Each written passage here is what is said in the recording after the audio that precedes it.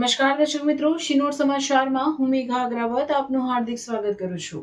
આપ જોઈ રહ્યા છો શિનોર સમાચાર.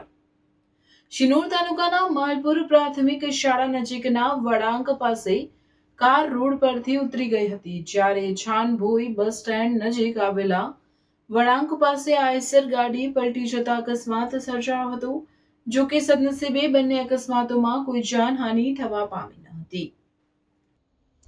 કાયાવરોણ મુકામે આવેલ લકુલેશધામ આશ્રમ ખાતે રહેતા દિવ્યેશસિંહ કાર લઈને સવારે રાજપીપળાના ગોપાલપુરા જઈ રહ્યા હતા.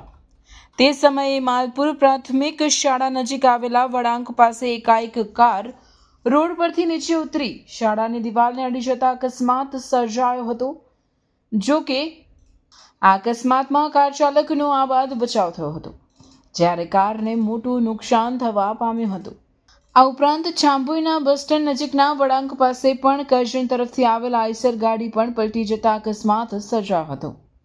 જો કે આ અકસ્માતમાં પણ ગાડી ચાલકનો આબાદ બચાવ થવા પામ્યો હતો. અત્રે ઉલ્લેખનીય છે કે માલપુર પ્રાથમિક શાળા નજીક આવેલ વળાંક પાસે અનેક અકસ્માતોની ઘટનાઓ બની ચૂકી છે, ત્યારે આ વળાંક પાસે જવાબદાર તંત્ર દ્વારા બમ્પ મૂકવામાં આવે તેવી લોક માંગ ઉઠવા પામી છે.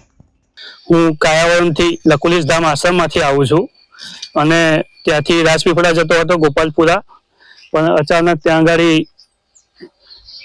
રસ્તો પણ સારો હતો પણ બમ્પ ન હોવાને કારણે સ્પીડ થોડી 70-80 ની હતી, એટલે ગાડી વળાંક વધારે હતો એટલે ગાડી સીધી વળાંક ખ્યાલમાં ના આવ્યો એટલે સીધી ગાડી નીચે ઉતરી ગઈ છે.